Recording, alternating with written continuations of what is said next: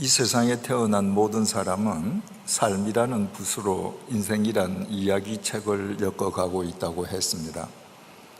인생이란 이야기책을 바르게 엮어가기 위해서는 반드시 인생에 대한 바른 이해가 선행되어야 한다고 했습니다.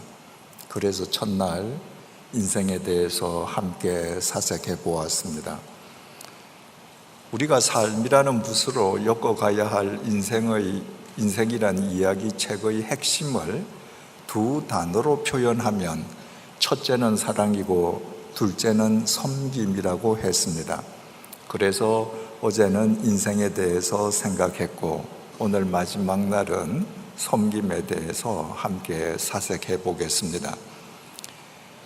제가 캐나다 토론토에 갔을 때 그곳에서 직업이 유치원 선생님으로부터 대단히 흥미로운 이야기를 들었습니다. 토론토에 살고 있는 유치원 아이들에게 풍경 그림을 그리게 하면 대부분의 아이들의 그림 속에 산이 없다는 것입니다.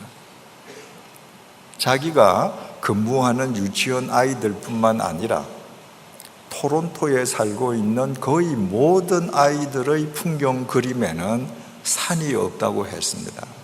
그 이유가 무엇이겠습니까? 흥미롭지 않습니까?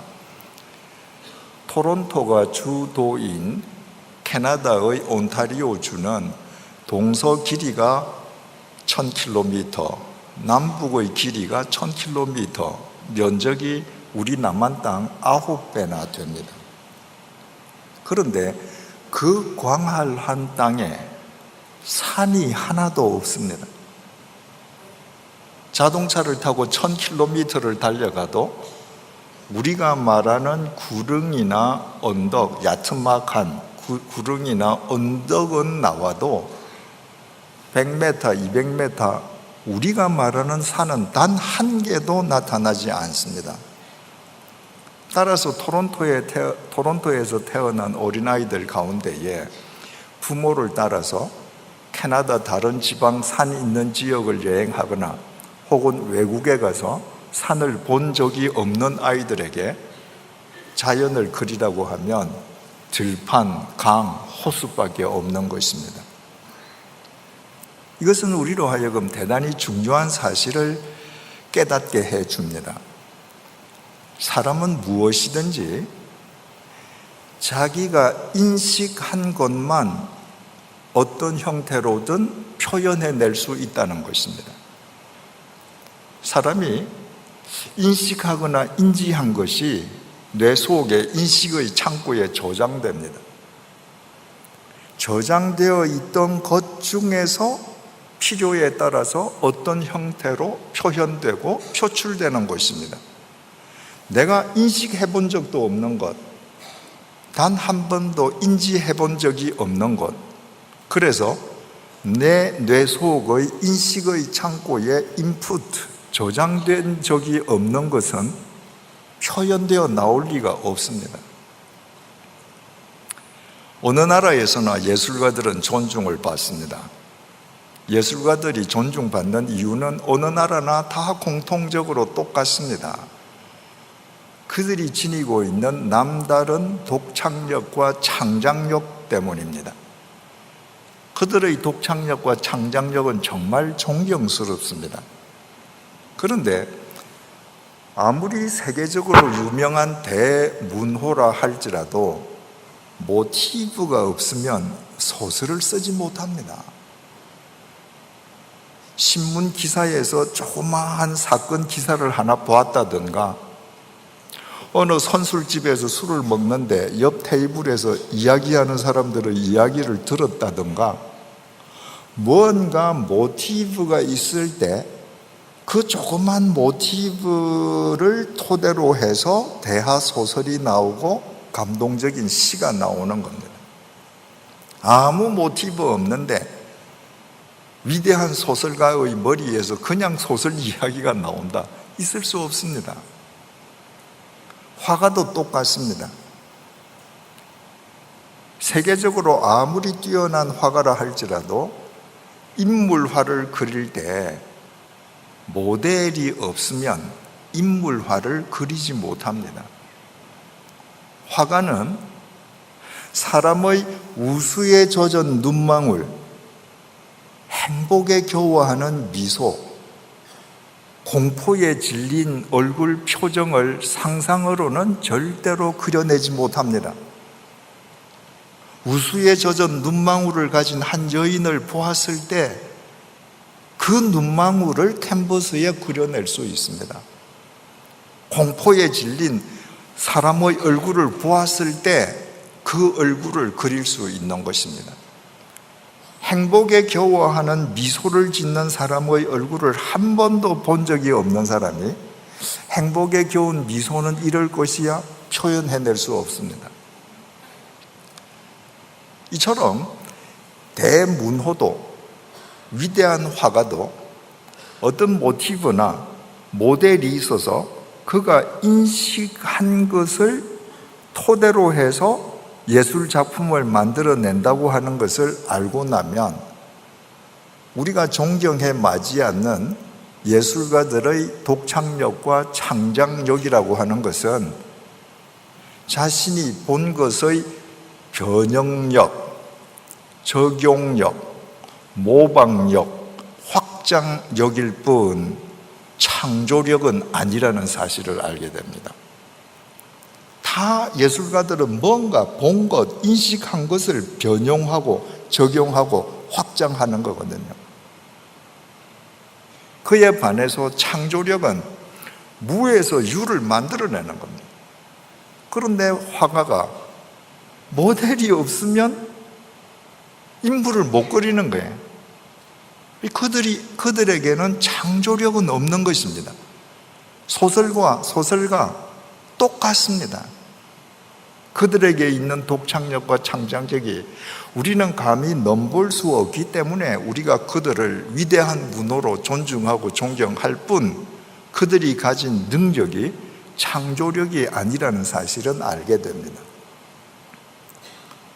여러분 유럽 여행을 하신 분은 잘 아시겠습니다만은 유럽에 가면 곳곳에 2000년도 더 전에 옛날 그리스 도시국가 시대 때부터 만들어진 신상들이 절비하게 세워져 있습니다. 어떻게 2000년 전에 사람이 손으로 이렇게 신상을 만들었을까? 다 당대의 예술가들이 만든 것이죠. 그냥 살아 있습니다. 아니, 살아 있는 사람보다 여자는 더 예쁘고 남자는 더 멋져요. 정말 그 당대의 예술가들은 뛰어난 사람들입니다. 그런데 그 신상들이 아무리 뛰어나 보인다 할지라도 그 신상들에 대해서 성경은 이렇게 이야기합니다. 시편 115편 4절에서 7절입니다. 그들의 우상들은 은과 금이요 사람이 손으로 만든 것이라 입이 있어도 말하지 못하며 눈이 있어도 보지 못하며 귀가 있어도 듣지 못하며 코가 있어도 냄새 맡지 못하며 손이 있어도 만지지 못하며 발이 있어도 걷지 못하며 목구멍이 있어도 작은 소리조차 내지 못하느니라. 여러분, 옛날 그리스에 위대한 예술가가 있었습니다. 그 예술가가 이제 의뢰를 받고 신상을 만듭니다. 그 신상의 얼굴에 눈을 붙여줘요. 왜 눈을 붙여줍니까? 자기가 세상을 볼 수 있거든요. 자기가 세상을 아예 처음부터 눈이 자기 얼굴에 없어서 세상을 볼 수 없는 사람이라면 신상을 만들 수도 없겠지만 신상을 만들어도 눈을 붙여주지 못할 겁니다. 이 예술가는 이렇게 염원하면서 신상의 얼굴에 눈을 붙여주는 겁니다. 신이시여, 내가 당신 얼굴에 눈을 붙여드립니다.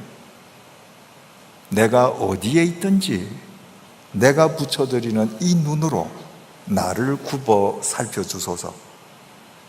귀를 붙여줘요. 신이시여, 내가 작은 소리로 신음하듯 신음하는 소리로 기도해도 이 귀로 내 기도를 들어주소서. 입을 붙여줘요.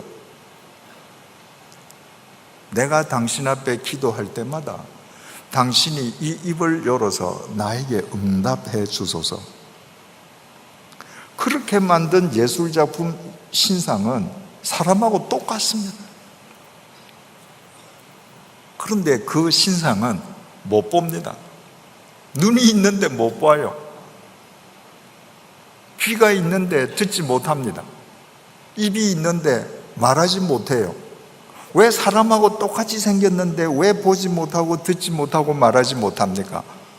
그 신상을 말한 사람은 말하고 보고 들어달라고 그 신상을 만들었는데 왜 못 보고 말 못하는 거예요?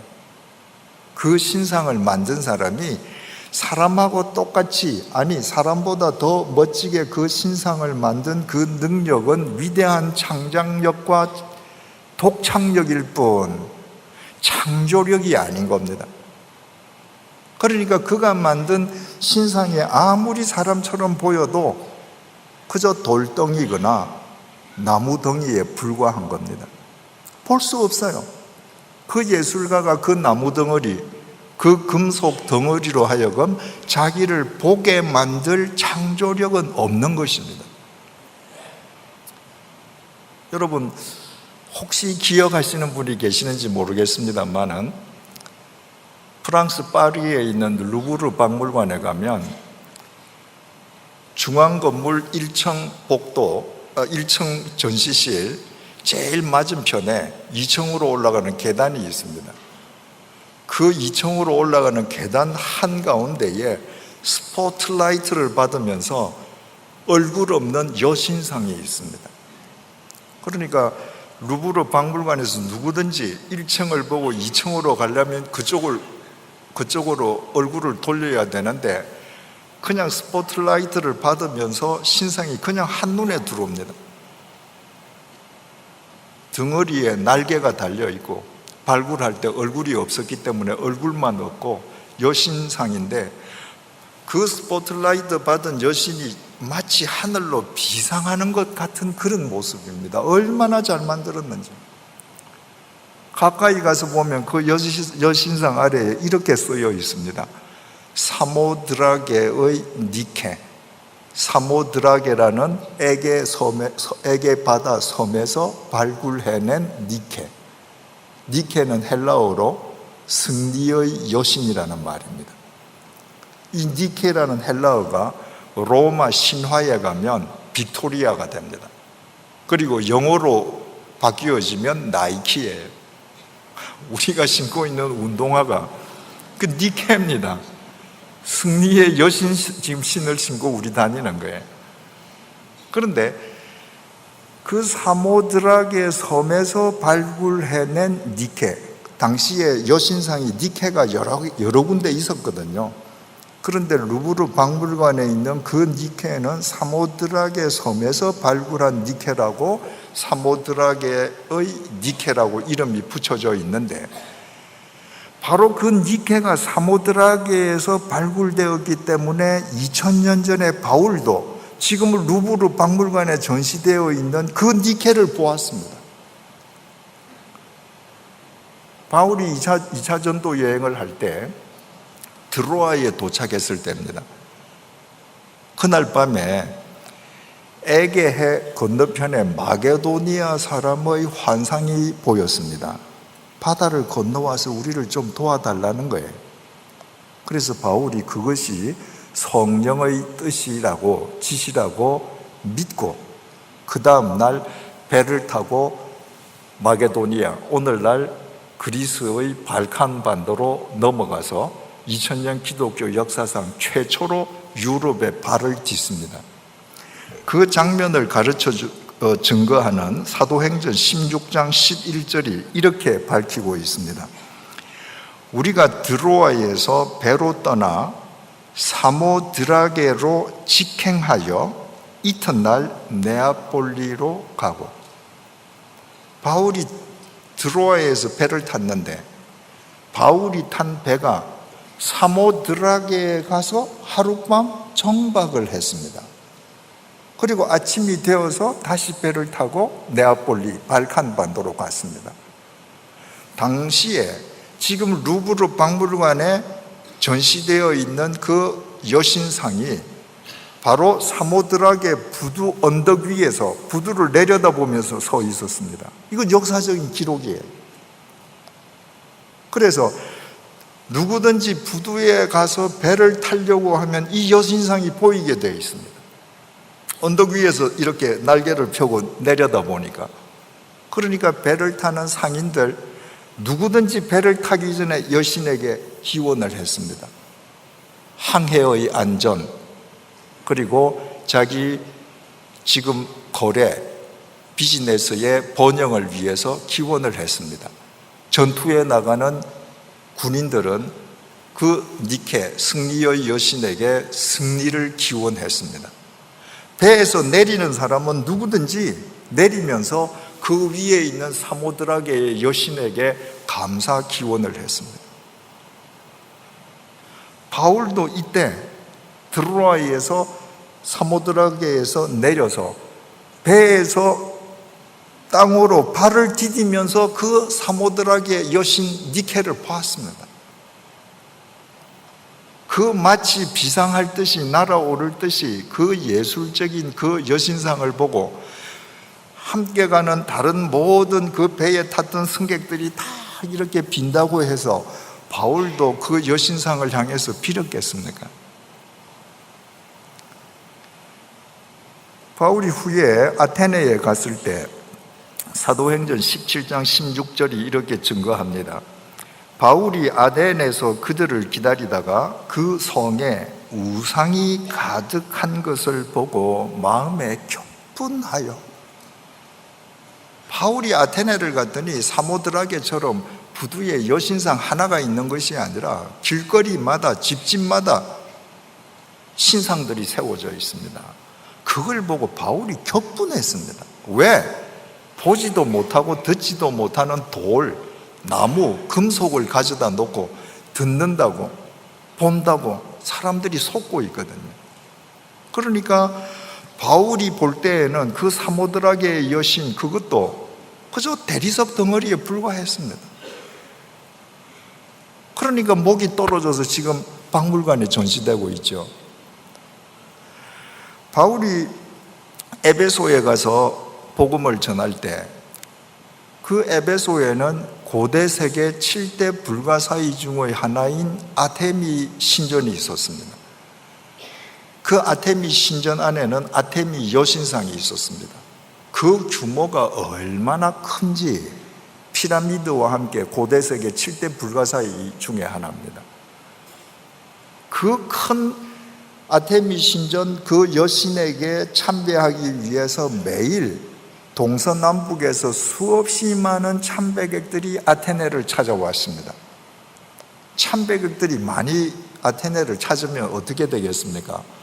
그들을 위해서 숙박업을 하는 사람이 있죠.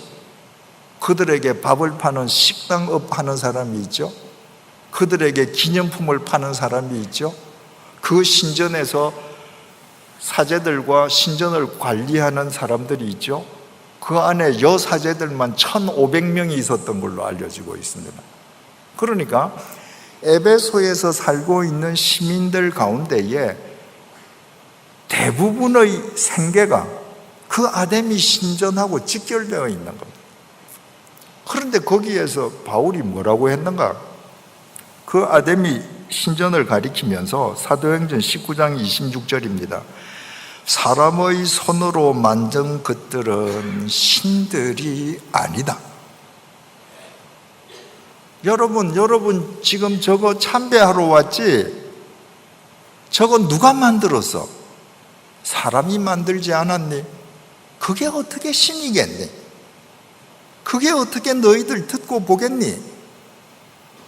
에베소 사람이 가만히 두겠습니까? 당연히 죽이려고 하죠. 바울은 목숨을 걸고 그렇게 이야기했던 것입니다. 왜 그렇게 정교한데 왜 보지 못하고 듣지 못하는 돌덩이에 불과한가?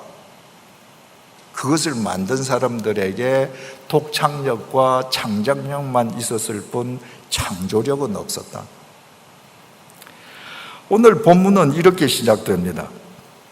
시편 94편 8절입니다. 백성 중의 어리석은 자들아 너희는 생각하라. 무지한 자들아 너희가 언제나 지혜로울까?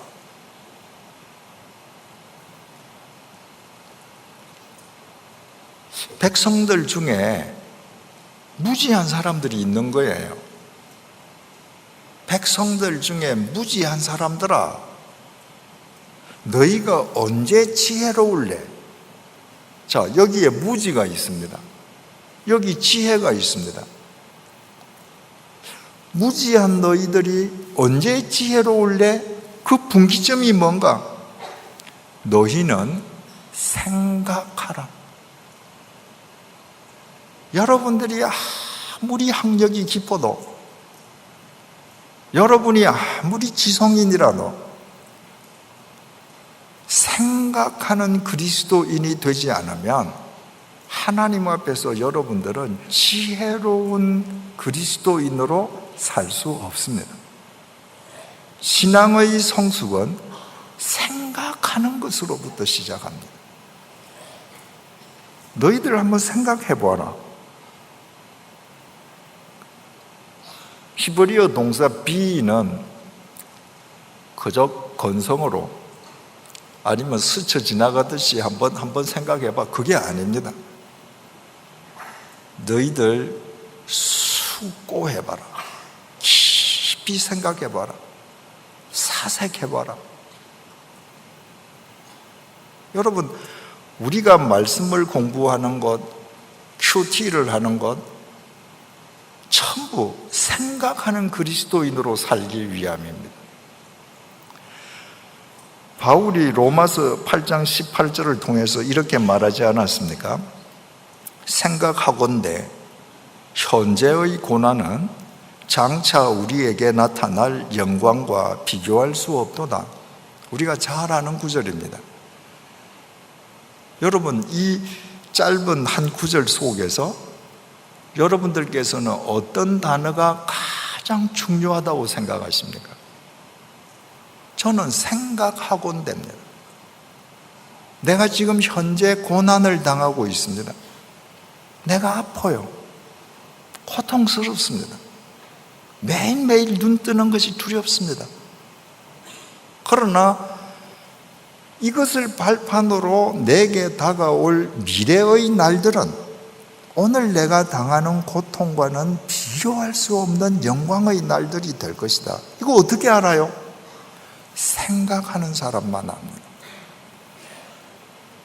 주께서 나를 위해서 십자가에 못 박혀서 제물이 되어 돌아가셨는데 주께서 나를 골리시려고 나를 지금 이 아픔 속에 몰아 넣으셨을까? 주님께서 나를 버리셨기 때문에 내가 지금 이 끝이 보이지 않는 고난의 터널을 통과해야 되는가? 아니다. 그분이 나를 위해서 십자가의 제물이 되기까지 돌아가신 분이시라면 이 과정을 통해서 내게 불필요한 모든 건축을 다 빼어내게 하시고 영적으로 더 강건한 사람이 되게끔 하시기 위해서 지금 나를 빚고 계신다. 생각해보면 답이 나오는 거예요. 여기에서 생각하건대 라는 것도 로기조마이, 그냥 생각이 아닙니다. 이것 역시 숙고하는 겁니다. 사색하는 겁니다. 여러분, 고인이 된 일본의 그 유명한 작가 미우라 야코 여사는 평생 병자로 살지 않았습니까? 젊은 나이에 폐결핵에 걸려서 폐결핵 환자로 살다가 그 폐결핵이 척추 카리에스로 이어져서 7년 동안을 꼼짝 못하고 누워있지 않았습니까? 그리고 척추 카리에스로 일어난 다음에는 죽을 때까지 여러 암에 걸렸습니다. 여러분, 예수 믿고 일평생 병자로 살았으면 짜증스럽지 않겠습니까? 그러나 미우라 야꼬 여사는 생각하는 크리스찬이었습니다. 그의 병상의 기도가 유명합니다. 병들지 않고는 드릴 수 없는 기도가 따로 있습니다. 병들지 않고는 들을 수 없는 말씀이 따로 있습니다. 병들지 않고는 볼 수 없는 얼굴이 따로 있습니다. 병들지 않고는 나아갈 수 없는 성소가 따로 있습니다. 나는 병들지 않고는 인간이 될 수조차 없었습니다. 그분은 일평생 병자로 살았지만 로기조마이, 생각하는 그리스도인이었습니다. 생각하건대 내 육체는 지금 이렇게 병 속에서 고통스러워하지만 이 병을 통해서 주님께서 주실 미래의 영광은 좋게 비교하지 않으리라. 그의 주옥 같은 모든 문학 작품은 모두 병 속에서 나왔습니다. 미우라 아야쿠 여사가 건강한 여인이었으면 그냥 건강한 일본 여성으로 살다 생을 끝내었을 것입니다. 마태복음 6장 28절 30절을 통해서 주님께서 이렇게 말씀하십니다. 또 너희가 어찌 의복을 위하여 염려하느냐? 들의 백합화가 어떻게 자라는가 생각하여 보라. 카타만다노. 이거는 숙고보다 하나가 더 들어갑니다. 심사숙고해봐라. 얘들아, 저 들판에 지금 백합화, 들풀이 어떻게 자라는지 심사숙고 한번 해봐라. 수고도 아니하고 길쌈도 아니하느니라. 그러나 내가 너희에게 말하노니 솔로몬의 모든 영광으로도 입은 것이 이 꽃 하나만 같지 못하였느니라. 오늘 있다가 내일 아궁이에 던져지는 들풀도 하나님께서 이렇게 입히시거든 하물며 너희 일까 보냐 믿음이 작은 자들아. 여러분, 우리가 같이 교회에 다니고 교회에 앉아 있는다고 절대로 믿음이 다 같은 믿음이 아닙니다. 주님 보시기에 큰 믿음이 있고 좁쌀만큼 작은 믿음이 있습니다. 그 분기점이 뭔가? 생각하는 것입니다. 생각하지 아니하면 매일매일 뭘 먹을까? 뭘 입을까? 천지를 창조하신 주님, 나를 영원히 구원하시기 위해 십자가의 제물이 되신 주님을 믿는다고 하면서도 이 고기 덩어리를 위해서 염려하고 안달하다가 생이 끝나는 것입니다. 그런 사람들 보고 주님께서 지금 얘기하시는 거예요.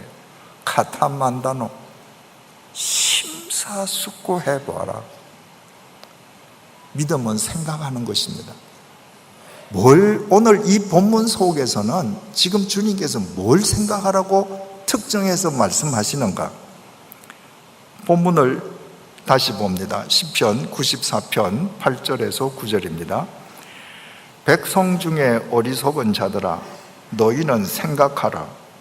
무지한 자들아, 너희가 언제나 지혜로울까? 귀를 지으시니가 듣지 아니하시랴. 눈을 만드시니가 보지 아니하시랴. 우리가 신앙생활을 하면서, 큐티하면서, 말씀 공부하면서, 경건 훈련하면서 많은 것을 생각하고 숙고하고 사색해야 되지만 오늘 주님께서 본문을 통해서 우리에게 너희들 심사숙고해봐라 라고 던져주신 명제는 너희들 한번 생각해봐. 너희 눈을 지어주신 내가, 너희들에게 눈을 지어준 내가 너희들 못 보겠니? 너희들에게 귀를 만들어준 내가 너희들 못 듣겠니? 생각해 보라는 겁니다. 자, 아까 예술가 얘기를 했습니다. 예술가들이 만드는 신상은 정말 기가 막힙니다. 살아 있습니다. 그런데 그들이 염원을 담아서 신상을 만들었는데 신상은 보지 못하고 듣지 못하는 돌조각, 나무조각, 쇠붙이에 불과합니다. 왜? 예술가는 독창력과 창작력만 지녔을 뿐 창조력이 없었습니다. 태초에 하나님께서 인간을 창조하실 때에는 모든 것이 혼돈하고 공허합니다. 아무것도 없습니다. 예술가처럼 하나님께서 모델로 삼을 대상이 없었습니다. 옛날 그리스의 예술가들이 여신상을 만든다고 하면 그 시대에 정말 아름다운 여인을 지금 앉혀놓고 그 여인을 모델 삼아 여신상을 만드는 거거든요. 우람한 근육의 남신상을 만든다면 당대에 우람한 근육을 가진 전사, 남자를 한 명 세워놓고 보고 지금 신상을 조각하는 겁니다. 근데 하나님께서 인간을 창조하실 때에는 모델이 없었습니다.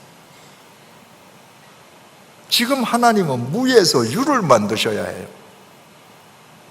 그래서 아무것도 창조하시지 않고 하나님께서는 당신의 형상대로 인간을 빚으셨습니다.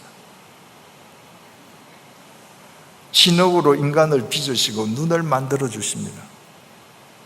너희들 이 눈으로 나를 보거라. 나도 네 눈속을 들여다볼게. 우리 서로 이 눈으로 소통하고 사랑하자. 귀를 붙여주십니다. 내 음성에 귀 기울이며 살아라. 입을 붙여주십니다. 이 입으로 나에게 말하거라. 내가 언제나 들어주마.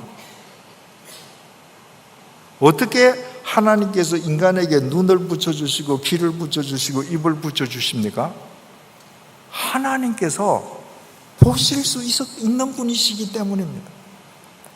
하나님께서 들으실 수 있기 때문입니다. 하나님께서 말씀하실 수 있기 때문에 여기까지는 예술가가 신상을 만드는 것과 똑같습니다. 그 다음이 다릅니다. 하나님께서 인간을 그렇게 다 빚으시고 그 인간의 코에 생기를 후 불어넣어 주셨습니다. 그 순간에 흙이었던 인간이 진짜 보는 겁니다. 진짜 듣는 거예요. 진짜 말하는 겁니다. 이게 어떻게 가능해졌습니까? 하나님의 능력은 창작력과 독창력이 아니라 창조력이기 때문입니다. 그래서 진흙을 빚어서 당신을 보게 하시고 말하게 하시고 걷게 하시고 움직이게 하신 것입니다. 그래서 우리는 지금 이렇게 봅니다. 듣습니다. 우리는 흔히 우리가 보는 것을 절대시합니다. 내가 봤단 말이야. 내가 그 사람 그렇게 말하는 거 들었단 말이야. 하나님께서 우리를 보고 듣게 해주셨기 때문에 우리는 우리가 보고 듣는 것을 절대시합니다. 그런데 우리가 세상의 모든 것 다 볼 수 있습니까? 불가능합니다. 멀리 있는 거 못 보죠? 눈앞에 붙어 있는 거 못 보죠? 내 등 뒤 못 보죠? 우리가 지금 이 강당 안에 앉아 있으면 강당 밖을 볼 수 없습니다. 심지어 내 몸 속에서 암세포가 나를 죽이고 있는데 저는 못 봅니다. 태양처럼 밝은 것도 못 보고 캄캄한 어둠도 못 봅니다. 커도 못 보고 세균처럼 작아도 못 보고 우리가 보는 것이 절대적인 것 같지만 실은 보지 못하는 게 더 많습니다. 듣는 것도 마찬가지예요. 우리는 내가 들었단 말이야. 내가 들은 것을 절대시합니다.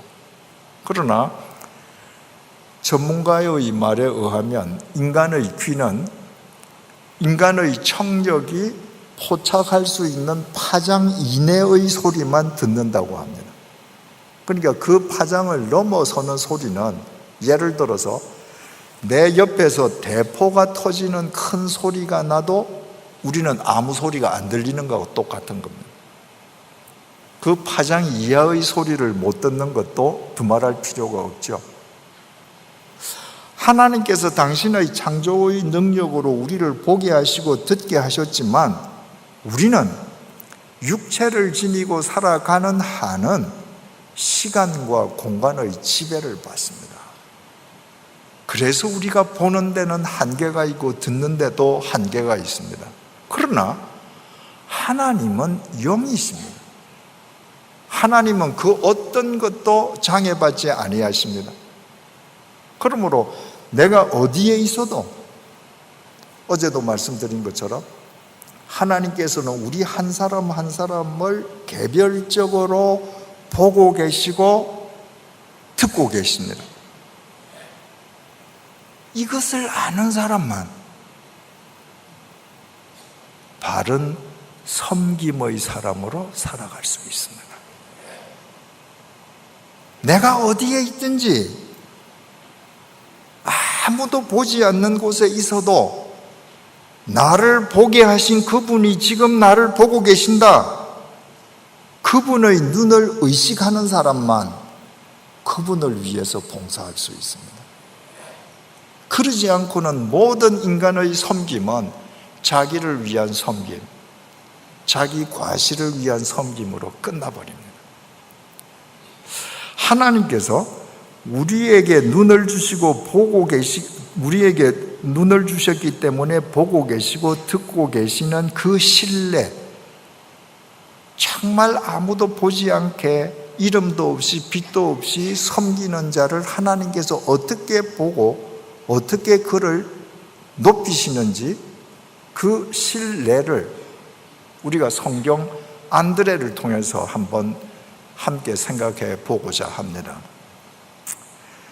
먼저 요한복음 1장 35절에서 42절을 한번 내용을 같이 보겠습니다. 35절입니다. 요한복음 1장 35절입니다. 또 이튿날 요한이 자기 제자 중 두 사람과 함께 섰다가, 여기에서 요한은 예수님의 제자 요한이 아니라 요단강에서 세례를 베풀던 세례자 요한을 의미합니다. 어느 날 세례자 요한이 자기 제자 2명하고 지금 서 있다, 이 말입니다. 36절입니다. 예수께서 거니심을 보고 말하되 보라, 하나님의 어린 양이로다. 세례자 요한이 두 제자하고 서 있는데 마침 멀찍이 예수님께서 지나가시는 모습이 보였습니다. 그래서 세례 요한이 두 제자에게 얘들아, 저분이 하나님의 어린 양이시다 라고 말했습니다. 하나님의 어린 양이라는 표현은 메시아를 가리키는 유태인식 표현이었습니다. 저분이 바로 메시아, 우리를 구원하러 이 땅에 오신 그리스도시다, 지금 이 말이에요. 37절입니다.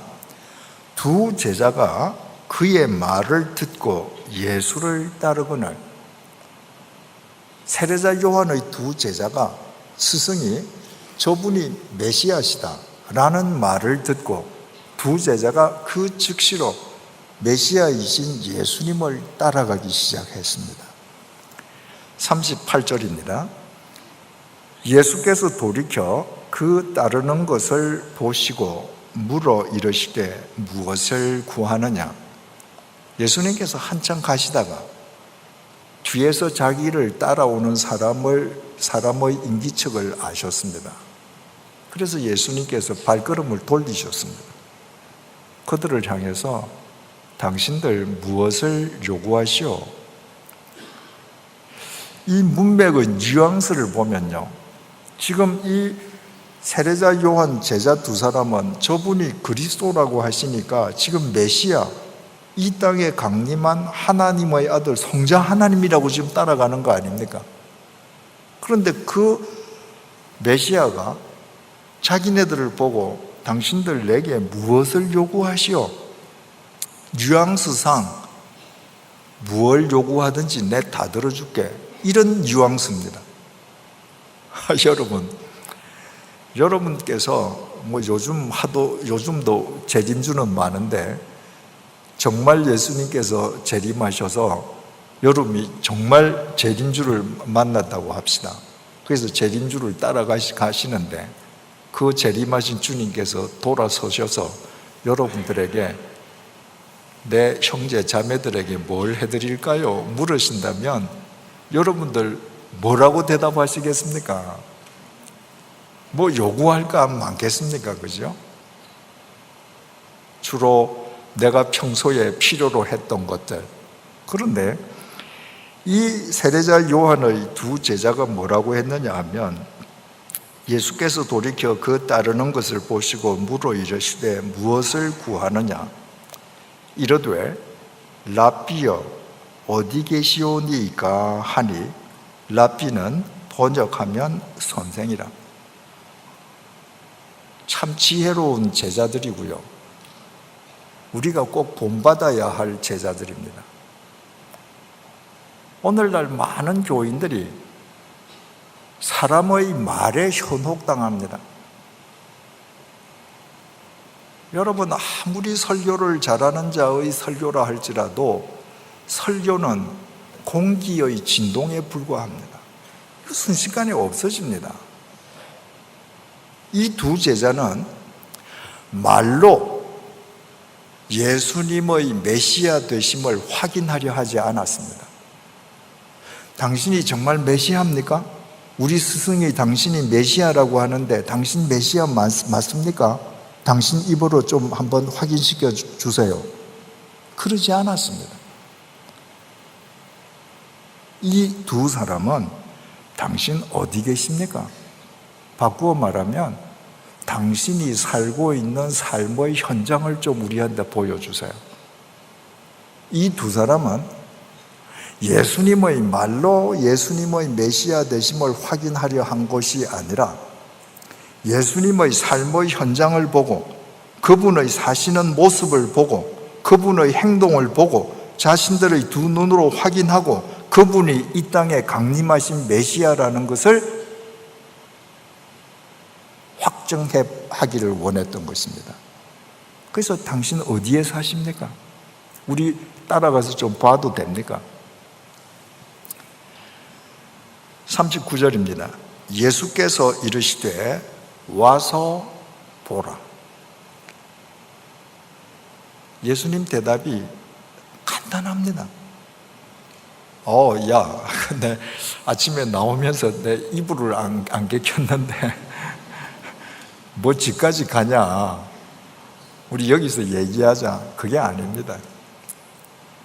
예수님 어떤 토도 달지 아니하시고 너희들이 내가 사는 삶의 현장을 보고 내가 메시아인 거 확인하고 싶으니 와서 보아라.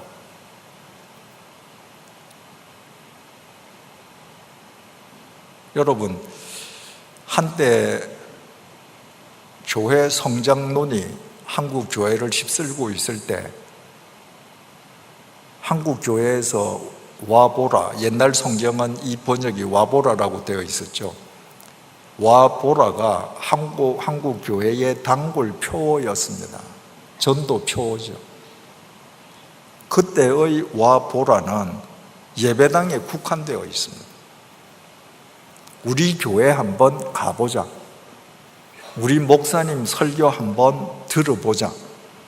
우리 교회 성가대 찬양 한번 들어봐라. 우리 교회 성경 공부에 한번 참석해 보아라. 예배당에 와서 보라는 거예요. 예수님께서는 랍비여, 당신이 정말 메시아시라면 당신의 삶의 터전을 우리가 볼 수 있습니까? 그럴 때 예수님께서 그래 가자, 예루살렘 성전에 가자. 그들을 예루살렘 성전에 데려가시지 않았습니다. 와봐라. 내가 어떻게 사는지 내 삶의 현장을 봐라. 내 삶의 현장을 보고 내가 메시아라는 거 너희들 눈으로 확인해라. 우리는 오늘날 와 보아라의 대상을 예배당이 아니라 우리 삶의 현장, 일터로 확장시켜야 합니다. 당신이 목사입니까? 당신이 장로입니까? 당신이 권사입니까? 당신이 집사입니까? 당신 예수 믿는 그리스도인입니까? 내가 당신 진짜 목사라는 거 어떻게 알아요? 당신이 진짜 장로라는 거 어떻게 알아요? 우리는 답해 줄 수 있어야 합니다. 와봐라. 우리 집에 와봐라. 내가 우리 가족들하고 어떤 인생관과 가치관으로 살아가는지 우리 집에 와서 보아라. 내가 우리 자식들을 어떤 교육관으로 교육시키는지, 우리 자식들로 하여금 이 세상에 대해서 어떻게 공적 책임을 지면서 살게 하는지 우리 집에 와봐라. 네가 내가 장로인 거 알고 싶으니 내 사무실에 와봐라. 내가 얼마나 정직하게 일해서 돈을 벌고 번 돈을 내가 어떻게 쓰고 있는지 네 눈으로 와서 봐라. 그리고 내가 장로인지 아닌지 네가 확인해라. 여러분, 우리가 예수님처럼 내 삶의 터전으로, 내 사무실로, 내 일터로 사람들을 와 보라라고 말하고 그들이 와서 보고 우리를 따라서 살게 할 수 있지 않는 한 교회가 아무리 많아도 교회로 인해 세상은 새로워지지 않습니다. 그리스도인의 집은, 그리스도인의 일터는 투명한 유리가 끼워져 있는 진열장이어야 합니다. 누구든지 들여다볼 수 있어야 합니다. 와봐라. 예수님께서 와봐라. 주저없이 말씀하셨습니다. 39절 다시 읽습니다. 예수께서 이르시되 와서 보라. 그러므로 그들이 가서 계신 데를 보고 그날 함께 고하니 때가 10시쯤 되었더라. 아침에 이들이 예수님의 삶의 현장에 갔습니다. 그리고 10시, 지금 시간으로 오후 4시까지 예수님께서 어떻게 사시는지, 그 삶의 현장에서 예수님께 질문했을 때 예수님께서 어떻게 답변하시는지 세세하게 자기들의 눈으로 다 확인했습니다. 40절입니다. 요한의 말을 듣고 예수를 따르는 두 사람 중의 하나는 시몬 베드로의 형제 안드레라. 바로 이 예수님의 삶의 터전까지 따라갔던 두 사람 중의 한 사람이 그 유명한 베드로의 형제 안드레라는 것입니다. 41절 42절입니다. 그가 먼저 자기의 형제 시몬을 찾아 말하되 우리가 메시아를 만났다 하고, 메시아는 번역하면 그리스도라.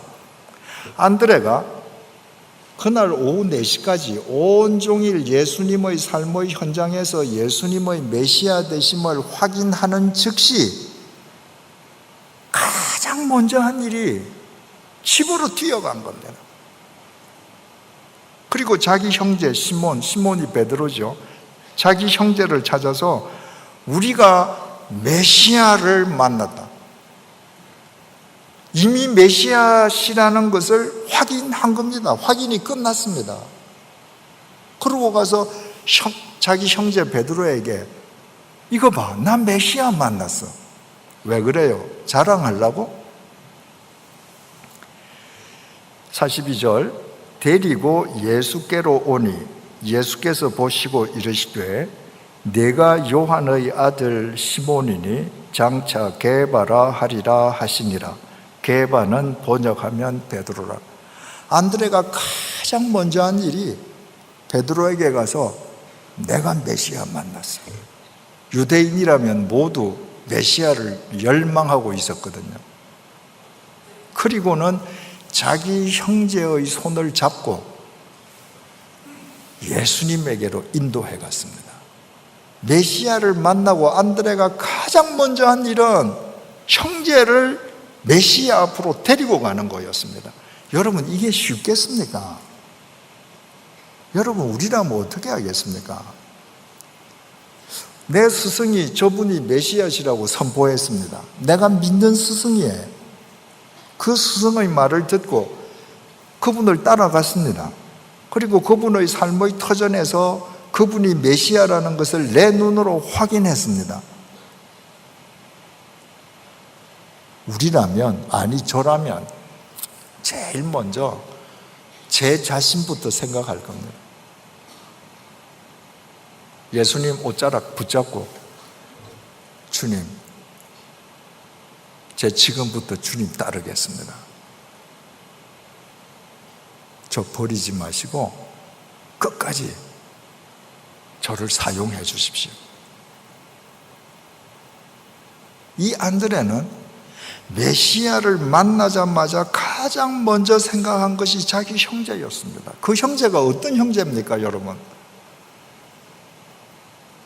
예수님께서는 단 한 번도 베드로를 수제자라고 말한 적이 없는데 세상 사람들은 베드로를 수제자라고 부르지 않습니까?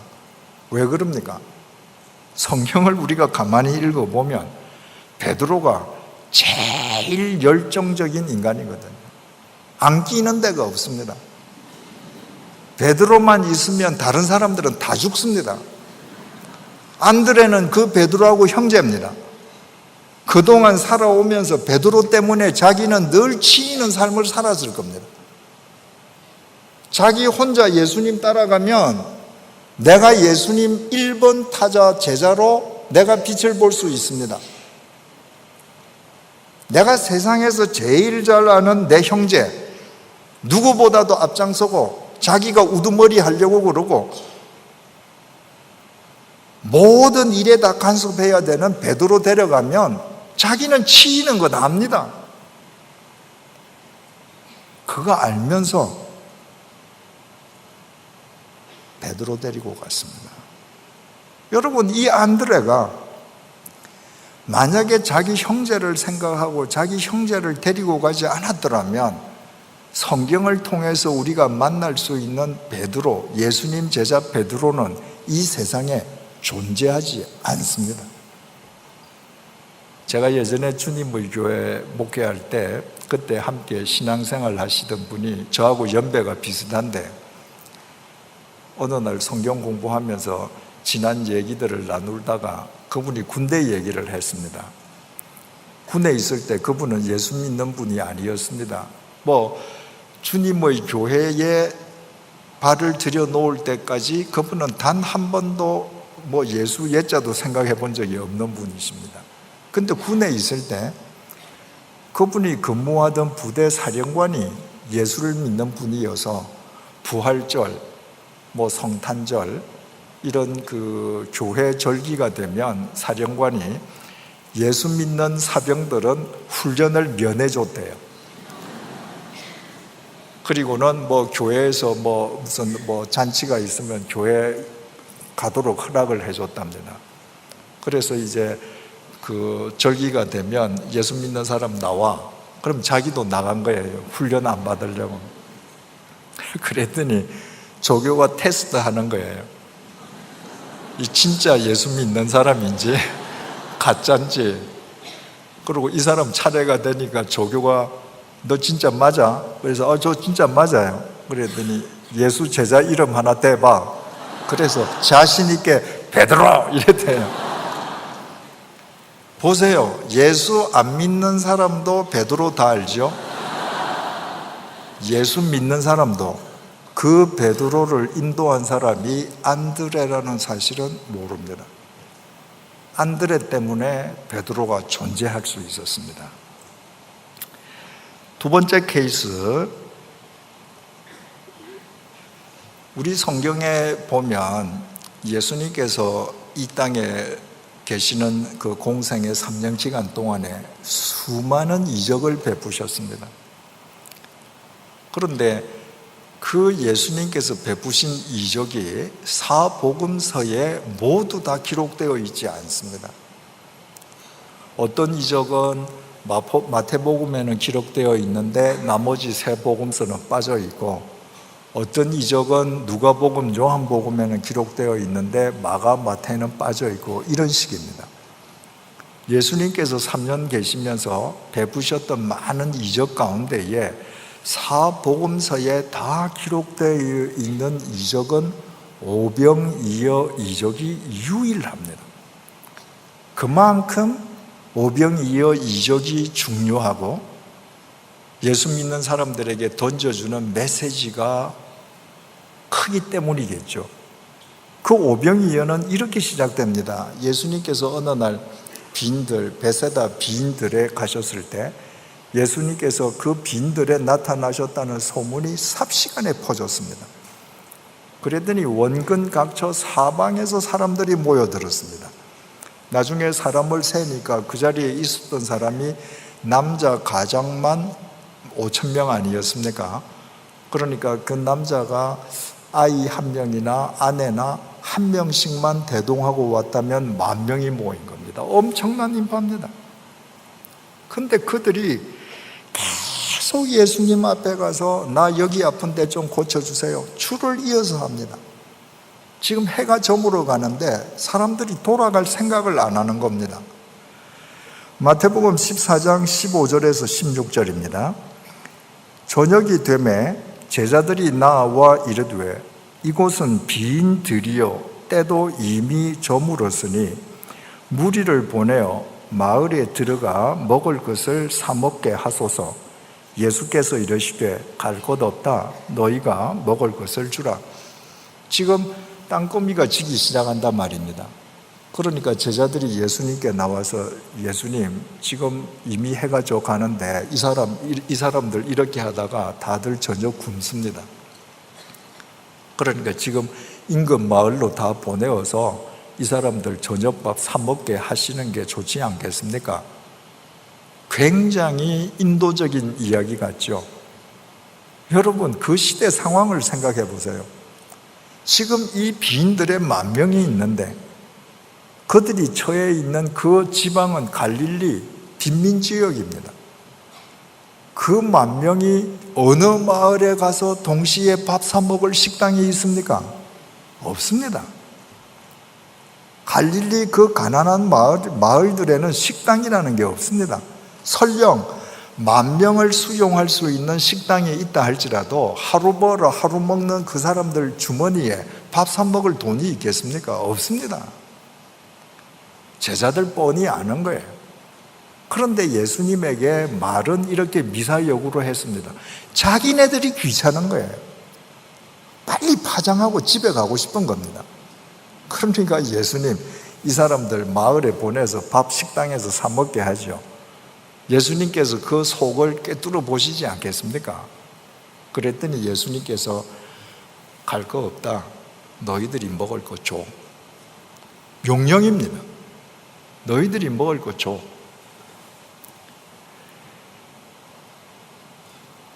요한복음 6장 7절입니다. 빌립이 대답하되 각 사람으로 조금씩 받게 할지라도 200데나리온의 떡이 부족하리이다. 이 다음 사례에서도 보시겠습니다만은 예수님의 제자 중에서 빌립이 참 계산이 빨랐던 사람 같습니다. 예수님께서 너희들이 줘라. 그러니까 너희들이 어디 가서 사다가 이 사람 줘라. 이제 그 말로 빌립이 알아듣고 하나 금방 머리를 계산한 겁니다. 이 많은 사람들에게 빵을 조금씩만 줘도 200데나리온도 부족할 거다. 여러분 아시잖아요. 한 데나리온은 근로자 한 사람의 하루분 임금 아닙니까? 근데 빌립이 왜 300데나리온도 아니고 100데나리온도 아니고 200데나리온이라 했겠습니까? 유대인들은 안식일을 포함해서 6월절, 초막절, 무슨 절기가 많고 일하지 않는 날이 많습니다. 그러니까 그걸 다 빼면 1년에 임금을 받고 일을 하는 날짜는 1년에 한 200일 되는 거예요. 그러니까 200데나리온 하면 이걸 요즘 말로 여러분들 이해하기 쉽게 바꾸어서 표현하면 한 사람 1년 연봉을 다 쏟아부어도 안 됩니다. 이 말인 거예요. 8절 9절입니다. 제자 중 하나 곧 시몬 베드로의 형제 안드레가 예수께 여짜오되 여기 한 아이가 있어 보리떡 5개와 물고기 2마리를 가지고 있나이다. 그러나 그것이 이 많은 사람에게 얼마나 되겠사옵나이까. 다른 모든 제자들은 다 지금 손 놓고 있는 겁니다. 이건 예수님께서 너희들이 먹을 것 주라고 한 것은 예수님이 실수하신 거예요. 그건 불가능한 명령이에요. 그런데 제자들 중에서 안드레만 예수님께서 너희가 먹을 것을 주라고 하셨기 때문에 혹시 이 사람들 가운데에 누군가가 좀 먹을 것을 지니고 있는 사람이 있을까? 만명을 헤집고 다녔습니다. 그 인파를 헤집고 다니면서 음식을 가지고 있는 딱 한 명, 유일한 소년 한 명을 발견했습니다. 그 소년에게는 보리떡 5개와 물고기 2마리가 있었습니다. 여러분, 성경에 떡이라고 번역된 것은 다 적절한 번역이 아닙니다. 우리나라에서 떡은 주식이 아니고 간식 아닙니까? 성경에서 떡이라고 번역된 헬라어 아르토스는 다 빵입니다. 지금 다 주식인 거예요. 예수님께서 최후의 만찬 때에 떡을 가지사 하늘을 우러러 축사하시고 떡이 아닙니다. 빵이에요. 주식으로 하신 겁니다. 그러니까 이 어린아이가 보리빵 5개와 물고기 2마리를 가지고 있는데 안드레가 봐도 이게 참 한심한 거예요. 그래서 예수님에게 가져는 오면서 주님, 이게 이 사람들 사이에서 제가 찾을 수 있는 음식 모두인데 이 조그만 음식이 도대체 이 많은 사람들에게 무슨 소용이 있겠습니까? 자기도 소용이 없다고 생각되지만 빌립과는 달리 안드레는 순종하고 찾아왔습니다.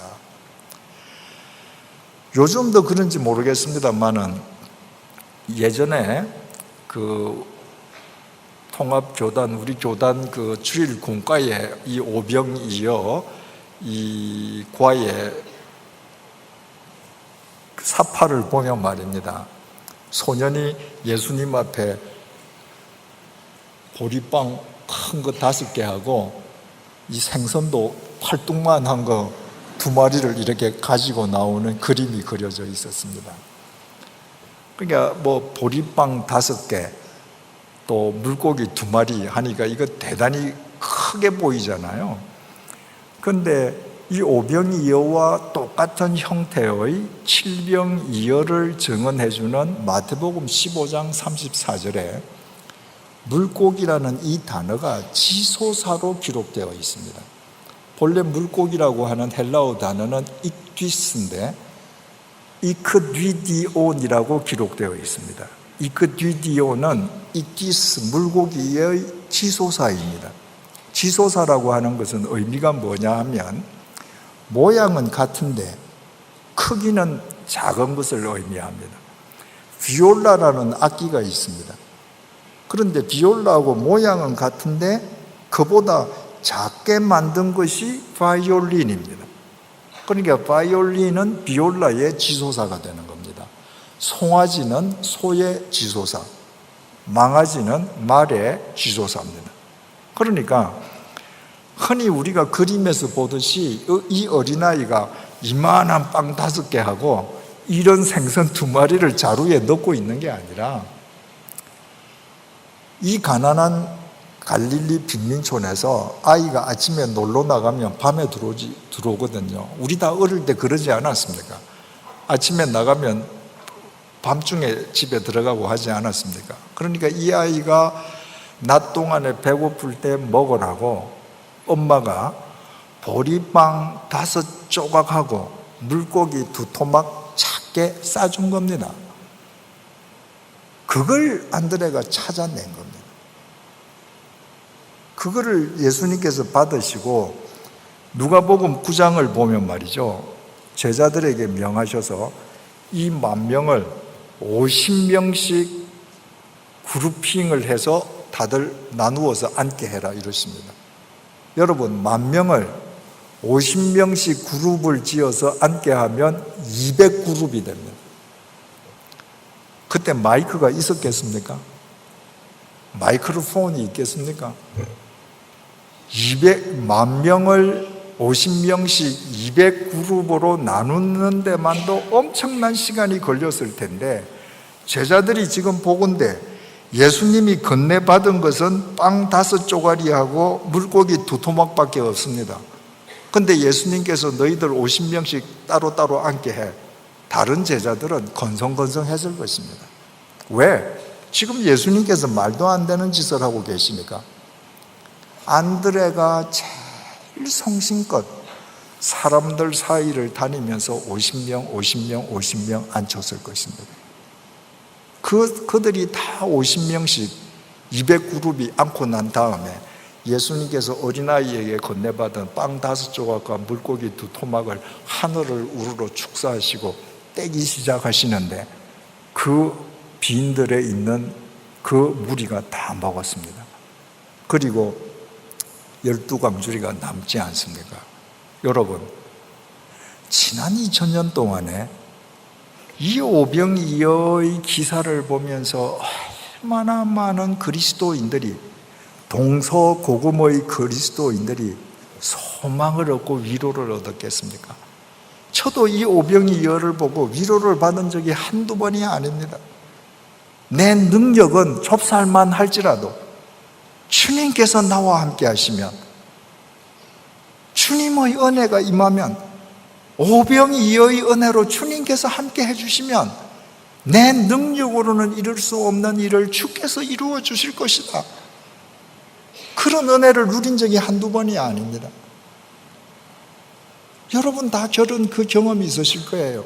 내 주머니에 지금 10원짜리 하나밖에 없어도 주님께서 함께 하시면 이 10원으로 내가 넉넉하게 지금 내 눈앞에 있는 이 문제의 언덕을 넘게 해 주시리라. 그리고 주님 오병이어 은혜로 그 언덕을 넘은 적이 한두 번이 아닐 겁니다. 얼마나 그 오병이어의 역사가 중요하면 사복음서에 다 기록된 유일한 이적이겠습니까? 그 오병이어의 이적은 안드레가 없었으면 이루어지지 않았습니다. 안드레가 없었더라면 우리가 오병이어를 전해주는 복음서를 통해서 우리가 시기에 찼을 때, 절망에 찼을 때 주님의 위로를, 소망을 우리는 얻지 못했을 것입니다. 그 중요한 오병이어가 안드레로 인해서 이루어졌는데, 안드레로 인해서 그 오병이어가 이루어졌다는 것을 알고 감사하는 그리스도인들은 많지 않습니다.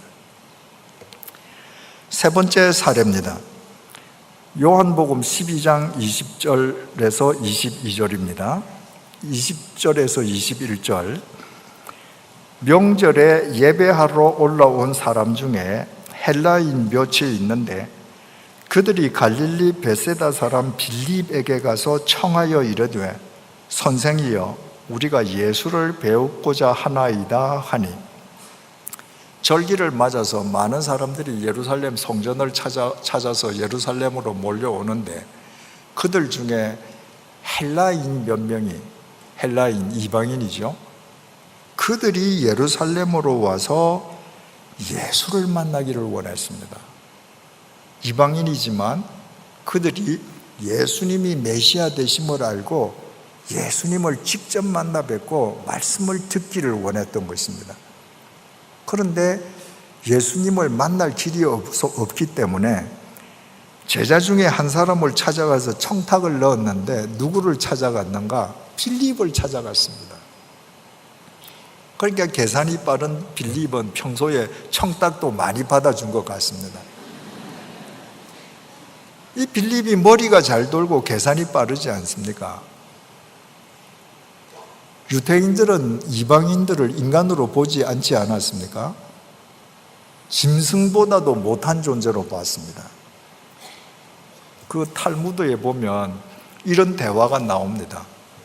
랍비에게 유대인이 묻습니다. 짐승보다도 못한 저 이방인들을 왜 하나님께서 이 땅에 살게 하시나요? 랍비 대답이 이렇습니다. 지옥의 땔감으로 사용하시려고. 그러니까 이방인들은 인간이 아니고 지옥의 땔감이니까 그 이방인들하고 교제하거나 만나거나 한 공간에 앉거나 같이 음식을 나누면 이건 출교의 이유가 되지 않습니까? 지금 이 이방인들이 빌립을 찾아와서 예수님 좀 만나게 해달라고 청탁을 넣는데 빌립이 머리가 확 돌아갔어. 머리가 도는 거예요. 지금 계산이 되는 겁니다. 이 사람들을 예수님에게 데리고 갔을 때 이 지옥의 땔감을 왜 데리고 왔느냐고 예수님이 호통을 치실런지 아니면 만나 주실런지 모르겠는 거예요.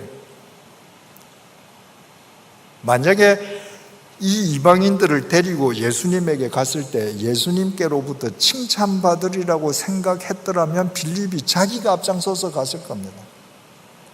그래서 머리 잘 돌아가는 빌립이 어떻게 했는가? 22절입니다. 빌립이 안드레에게 가서 말하고 야 안드레야, 저 지옥의 땔감들 왔는데 저 지옥의 땔감들이 주님을 좀 만나자 그러는데 네가 앞장서라. 이게 무슨 말입니까? 안드레는 욕을 먹어도 비난을 받아도 야단을 들어도 해야 될 일이면 하는 사람이었습니다. 빌립이 그거 아는 거예요. 그래서 네가 이 지옥의 땔감들 예수님 앞으로 좀 데리고 가라. 그러고 궁금하거든요. 결과가 어떻게 되는가. 빌립이 안드레에게 가서 말하고 안드레와 빌립이 예수께 가서 여쭈니 빌립은 안드레 앞장 세우고 지는 뒤따라갑니다.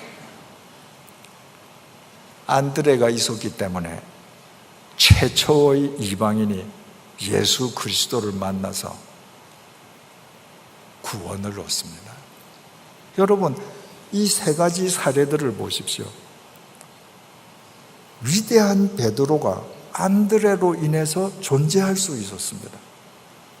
사복음서에 다 기록되어 있는 주님의 가장 중요한 오병이어의 역사가 안드레의 순종으로 가능해졌습니다. 최초의 이방인이 이 안드레가 있음으로 인해 주님을 만나서 구원을 얻습니다. 안드레가 한 일은 전혀 빛나는 일이 아닙니다. 어떻게 보면 욕 들을 수 있는 일입니다. 예수님께서 너희가 먹을 것을 주라고 말씀하시는데 그 만명을 해집고 다니면서 겨우 찾아온 것이 빵 5조각에 물고기 2토막. 야, 너 그게 지금 먹을 거라고 찾아왔냐? 야단 들을 수도 있는 일입니다. 그러나 안드레는 빛도 없이 이름도 없이 해야 할 일을 묵묵하게 섬기며 행하는 사람이었습니다. 그 안드레로 인해서 기독교 2000년 역사상에서 가장 중요한 획이 3개나 그어집니다. 중요한 사실은 보이지 않는 곳에서 안드레가 이렇게 순종하고 섬김의 삶을 살았다는 것을 요한 사도만 보고 요한복음에만 기록했습니다. 마태복음에 안드레 이 봉사가 나와 있지 않습니다. 다른 마태, 마가, 누가복음에는 제자들의 이름을 열거할 때 거기에 안드레 이름은 거기에 끼어 있을 뿐입니다. 안드레가 이처럼 중요한 봉사를, 피도 나지 않는 봉사를 이렇게 행했다고 하는 것은 요한복음에만 기록되어 있습니다. 어떻게 요한 사도만 그 안드레를 보고 그것을 자기가 요한복음서를 기록하면서 기록할 수 있었겠습니까? 예수님께서 십자가에 못 박혀서 이제 운명하시기 전입니다. 바로 자기 눈앞에 당신이 사랑하시는 제자 요한이죠. 요한은 요한복음을 기록하면서 자기 자신을 예수가 사랑하는 제자라고 기록했습니다. 그만큼 예수님께서 자기를 사랑하셨다는 데 대해서 자부심을 갖고 있었습니다. 요한이 있고 자기 생모 마리아가 보였습니다. 그 상황을 요한복음 19장 26절에서 27절에 이렇게 정언합니다. 예수께서 자기의 어머니와 사랑하시는 제자가 곁에 서 있는 것을 보시고 자기 어머니께 말씀하시되 여자여 보소서 아들이니이다 하시고 또 그 제자에게 이르시되 보라 네 어머니라 하신대 그때부터 그 제자가 자기 집에 모시니라. 예수님께서 자기의 사랑하는 제자 요한을 보고 운명하시기 전에 턱으로 자기 어머니를 가리키면서 요한아 네 어머니다. 요한하고 예수님은 생모 마리아로부터 같이 태어난 형제가 아닙니다. 스승과 제자예요. 그런데 요한에게 요한아 네 어머니다. 요한은 그 말을 알아들었습니다. 아, 선생님이 당신의 생모를 나에게 맡기신다고 지금 유언을 하시는구나. 그날로부터 요한은 마리아를 자기 집에 모셨습니다. 전승에 의하면 이 이후로 마리아는 40년을 살았습니다. 요한이 20대에 예수님의 부르심을 받아서 3년 동안 예수님을 모시다가 예수님께서 부활 승천에 가셨으면 이제 30살이 가깝지 않습니까? 그런데 그 요한에게 예수님께서 주신 지상 최후의 명령이 뭔가? 내 너한테 내 어머니 부탁한다. 그것이 주님의 마지막 명령입니다. 그래서 이 요한은 40년 노인이 되기까지 자기에게 맡겨진 그 예수님의 생모 마리아 이 할머니에게 밥 해주고 그 옷 빨래해주고 그를 섬기는 것으로 자기 인생을 보내었습니다. 여러분 그 기간 동안에 같이 예수님 제자였던 다른 제자들은 지금 초대교회의 영웅이 됩니다. 가는 곳마다 우리 사도님 하고 사람들이 무리를 지어 따릅니다. 근데 자기가 하는 일은 이 할머니 봉양하는 일입니다. 그 봉양하는 일로 40년의 세월이 흘러갑니다. 속상했겠죠. 때로는 그 일에서 벗어나고 싶을 때도 있었겠죠. 그러나 그렇게 하지 않았습니다. 왜? 주님의 명령이고 주님께서 보고 계심을 알았거든요. 바로 그 요한의 눈에 안드레가 보인 것입니다. 가장 굳은 일을 하는 요한이었기에 이름도 없이 빛도 없이 봉사하는 안드레가 보였던 것입니다. 아니 더 정확하게 설명하면 안드레를 보고 듣고 계시는 하나님께서 안드레의 그 섬김과 봉사를 다 보시고 요한을 도구 삼아 그의 그 소리 없는 봉사를 당신의 말씀인 요한복음에 낱낱이 기록하신 것입니다. 오늘 본문을 다시 읽습니다. 백성 중에 어리석은 자들아 너희는 생각하라. 무지한 자들아 너희가 언제나 지혜로울까. 귀를 지으신 이가 듣지 아니하시랴. 눈을 만드신 이가 보지 아니하시랴. 여러분 요한이 안드레가 귀를 지으신 이가 듣지 아니하시고 눈을 지으신 이가 보지 아니하시겠냐. 그 하나님을 믿지 않았더라면 할머니 40년 동안 봉장하지 못하고 안드레가 자기가 칠 것 뻔히 알면서 자기 그 형제 베드로를 주님 앞으로 인도해내지 못하고 오병이어 역사의 초석을 깔지 못하고 이방인을 주님 앞에 데리고 가지 못합니다. 오직 듣고 계시고 보고 계시는 주님에 대해서 깨어 있었기 때문에 그들이 진정한 섬김의 사람, 밑가족들이 될 수 있었던 것입니다. 요한복음 15장에 예수님께서 이렇게 말씀하시지 않습니까? 내 아버지는 농부시고 나는 포도나무고 너희들은 가지다. 너희가 내 안에 있으면 열매를 많이 맺고 나를 떠나면 버리워져서 불살라질 것이다. 그 요한복음 15장을 흔히 교회론에 비유한다고 했습니다. 포도나무를 비롯해서 하나님이 만드신 모든 나무는 공통적인 원칙을 가지고 있습니다. 여기 나무 줄기가 있는데 그 나무 줄기에 가지가 나왔다고 하십시다. 첫 번째 가지가 나오죠. 그 다음에 두 번째 가지가 나옵니다. 두 번째 가지의 위치가 어디에 자리를 잡습니까? 첫 번째 가지 위입니까? 아래입니까? 첫 번째 가지 위로 올라갑니다. 세 번째 가지는 그 위입니다. 언제든지 나무는 가장 마지막 가지가 제일 윗자리를 차지합니다. 가장 오래된 가지는 보이지 않게 밑에서 밑가지로 그들을 다 또 받쳐줍니다. 그리스도인으로 섬긴다, 교회를 이루어 간다는 건 뭔가? 오래된 교인들, 내가 더 크다고 생각되는 교인들, 강한 교인들이 밑가지가 되는 것입니다. 그래서 누구든지 와서 윗가지로 마음껏 봉사하도록 보이지 않게 내가 받쳐주는 것입니다. 예수님께서 이 땅에 오셔서 제자들의 발을 씻겨주셨습니다. 내가 밑가지가 될 때 무릎을 꿇고 제자들의 발을 씻겨주신 그 주님께서 그 밑가지를 통해서 역사하십니다. 예수님께서 성자 하나님이신데 이 땅에 오셔서 당신을 제물 삼아서 우리의 죄값을 대신 치러주셨다고 하는 것 자체가 우리의 생명을 위한 밑가지가 되신 것입니다. 우리 모두가 안드레처럼 밑가지가 될 때 그때 주님께서 우리를 통해서 역사하시게 되는 것입니다.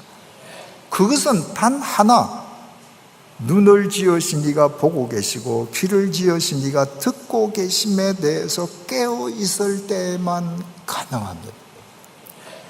주님께서 마태복음 6장 1절에서 4절을 통해 이렇게 말씀하셨습니다. 우리 잘 아는 구절입니다. 사람에게 보이려고 그들 앞에서 너희 의를 행하지 않도록 주의하라. 그리하지 아니하면 하늘에 계신 너희 아버지께 상을 받지 못하느니라. 그러므로 구제할 때에 외식하는 자가 사람에게서 영광을 받으려고 회당과 거리에서 하는 것 같이 나팔을 불지 말라. 진실로 너희에게 이르노니 그들은 자기 상을 이미 받았느니라. 너는 구제할 때에 오른손이 하는 것을 왼손이 모르게 하여 내 구제함을 은밀하게 하라. 은밀한 중에 보시는 너의 아버지께서 갚으시리라.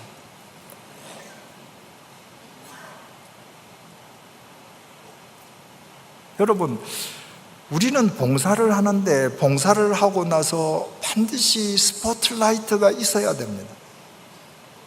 사람들의 박수갈채가 있어야 합니다. 주님께서는 우리를 가리켜서 너희들 나팔을 불지 말라고 그럽니다. 내가 왜 나팔을 붑니까? 주님께서 이미 보신 것을 내가 인식하지 못하기 때문입니다. 주님 보시면 누가 보든 보지 않든 상관없습니다.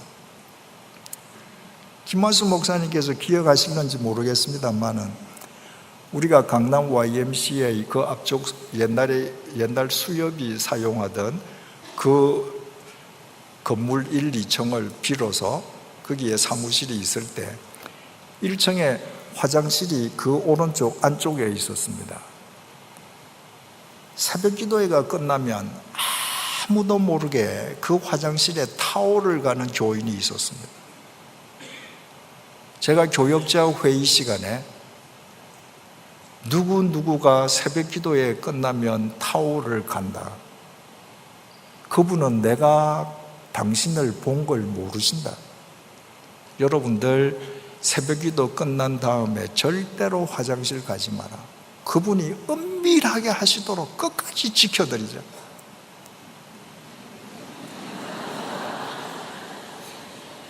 여러분, 예전에 주님의 교회가 이런 강당도 없고 YMCA 예식장 비로소 예배드리고 정신여고 중강당 비로소 예배를 드릴 때에 그때 많은 사람들이 주님의 교회를 들여다보고 많은 신학생들이 주님의 교회를 본받으려고 했던 이유가 뭐겠습니까? 사람을 의식하지 않고 주님만 생각하는 봉사자들이 교회를 이룰 때 성령께서 얼마나 아름답게 역사하는지를 그들이 눈으로 보고 확인했기 때문입니다. 바울이 2년 동안 가이사랴 감옥에 갇혀 있을 때입니다. 총독 벨릭스가 바울이라는 사람이 갇혀 있다는 것을 알고 그 바울을 불러냅니다. 그리고 이렇게 질문합니다. 너 뭐 그리스도 회샀는데 그리스도 믿는 요체가 뭔지 나한테 간단하게 설명을 한번 해봐. 그랬더니 바울이 이렇게 대답합니다. 25절입니다. 사도행전 24장 25절입니다. 바울이 의와 절제와 장차 오는 심판을 강론하니. 바울이 세 단어를 대답했습니다. 예수 믿는 요체는 첫째 의, 둘째 절제, 셋째 심판입니다. 정확합니다. 이 세 단어가 기독교 신앙의 핵심입니다. 의, 성경에서 의는 하나님과 바른 관계를 맺는 거 아닙니까? 내가 예수 그리스도 안에서 의롭다 인정함을 받은 그리스도인으로 살아간다는 것은 하나님과 바른 관계 속에서 살아가는 겁니다. 하나님과 바른 관계를 유지하기 위해서는 절제할 걸 절제해야 됩니다. 우리말 절제라는 이 번역이 적절하지 않습니다. 우리말 절제라는 것은 좀 줄여하라는 거잖아요. 매일 술독에 빠져 있는 아들에게 엄마가 야, 너 술 좀 절제해. 그러면 끊으라는 얘기가 아니라 조금 줄여서 마시라는 얘기거든요. 그런데 헬라어 앙크라테이아는 절제가 아니라 칼로 무를 자르듯이 잘라버리라는 겁니다. 영어로 put aside, 제쳐버리라는 겁니다. 내가 하나님과 바른 관계를 맺고 살아가려면 세상에서 내가 무를 칼로 자르듯이 잘라서 버릴 걸 버리지 않으면 안 됩니다. 그리고 마지막에 하나님의 심판을 믿어야 합니다. 하나님의 심판이 뭡니까? 믿지 않는 자에게는 영원한 멸망이지만 믿는 자에게는 마태복음 25장 달란트 비유처럼 하나님의 샘하심입니다. 여러분, 한 몇 년 정도 교회 다니고 신앙생활 하면 기독교의 여체는 의, 절제, 심판이라는 거 다 압니다. 그럼에도 불구하고 하나님과 바른 관계를 맺고 그 바른 관계를 맺기 위해서 잘라야 될 걸 잘라버리는 앙크라테이아의 삶을 사는 사람들은 드뭅니다. 왜 그럴까요? 기독교의 요체는 의, 절제, 심판이지만 믿음의 진행, 진전은 역순으로 된다는 걸 모르기 때문입니다. 여러분, 누가 앙크라테이아 할 수 있습니까? 심판을 믿는 사람만 가능합니다. 이것은 학교에서 학생들이 시험 치는 경우와 똑같습니다. 제가 지금 선생이에요. 학생들에게 얘기합니다. 기말고사, 중간고사는 다 연초부터 그 날짜가 정해져 있는데, 제가 갑자기 자, 여러분, 다음 월요일 날 내가 시험 치르게 하겠습니다. 준비하셔요.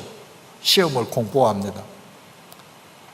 선생님께서 시험 친다고 하는 그 말을 믿는 학생이거나 시험을 무겁게 받아들이는 학생은 그날부터 하고 싶은 전자게임 앙크라테이아 할 겁니다.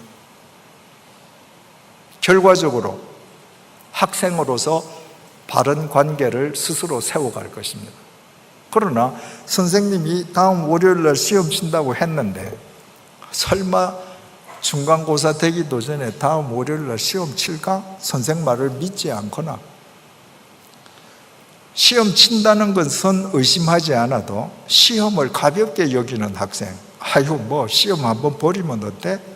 그런 사람은 여전히 가서 자기 놀 거 다 놀고 먹고 싶은 거 다 먹고 시간 다 허비하면서 지낼 것입니다. 결과가 어떨 것인지는 뻔하죠. 여러분, 그리스도인이 앙크라테이아를 못하고 바른 섬김을 못하는 것은 제일 먼저 하나님의 심판을 믿지 못하기 때문입니다. 믿음은 하나님의 심판으로부터 시작합니다. 심판이 뭐예요? 눈을 지으신 이가 보지 못하겠느냐? 귀를 지으신 이가 듣지 못하겠느냐? 그겁니다. 그 하나님을 믿으면 내가 지금 앵크라테이아 할 거 앵크라테이아 하고, 내가 걸어가야 할 섬김의 길, 그 섬김이, 그 대상이 가족이든 교회 교인이든 대사회인이든 내가 걸어가야 할 섬김의 길을 걸어갈 수 있습니다. 그래서 결과적으로 하나님과 바른 관계를 맺어갈 수 있는 것입니다. 사랑하는 교우 여러분, 좋은 교회가 어떤 교회이겠습니까? 건물이 큰 교회, 출석 교인이 많은 교회, 천문학적인 액수의 헌금이 많이 나오는 교회 아닙니다. 좋은 교회는 안드레가 많은 교회입니다. 안드레는 눈을 지으신 이가 보고 계시고 귀를 지으신 이가 듣고 계시는 새 마시는 그 하나님을 믿는 사람입니다. 그 안드레가 있는 교회가 소리 없이 빛도 없이 사람이 보이지 않는 곳에서도 하기 싫을 때에도 자기가 행할 일을 함으로 주님의 몸된 교회를 바르게 이루어갈 수 있습니다. 사랑하는 주님의 교회 모든 교우들께서 보고 계시고 듣고 계시는 그 하나님에 대해 깨어 있으심으로 이 시대의 안드레들이 되시기를 바랍니다. 여러분들의 모임인 주님의 교회가 여러분들로 인해 명목상의 주님의 교회가 아니라 명실상부한 주님의 교회가 될 것이고, 바로 여러분들로 인해 세상으로부터 신뢰를 상실한 이 땅의 교회가 주님의 교회로 회복되는 역사가 일어나게 될 것입니다. 기도하시겠습니다. 하나님, 봉사하지 않는 것이 아니었습니다. 누구보다 열심히 봉사했습니다. 그와 동시에 늘 사람들의 박수갈채와 스포트라이트를 갈망했습니다. 주님, 그래서 그 모든 것이 하나님을 위한 섬김이나 봉사가 아니라 결국 나 자신을 과시하기 위함이었음을 이 밤에 깨닫게 해주셔서 진심으로 감사합니다. 우리에게 눈을 주신 하나님께서 나를 언제나 보고 계시고, 우리에게 귀를 주신 하나님께서 언제나 듣고 계심을 잊지 않게 해주시기를 간구합니다. 머리 숙인 주님의 사랑하는 자녀들이 언제든지 어디에서나 안드레로 살아가게 해주십시오. 빛도 없이 사람들이 보지 않아도 행하여야 할 일이기 때문에 묵묵하게 행하는 안드레가 되게 해주시기를 간구합니다.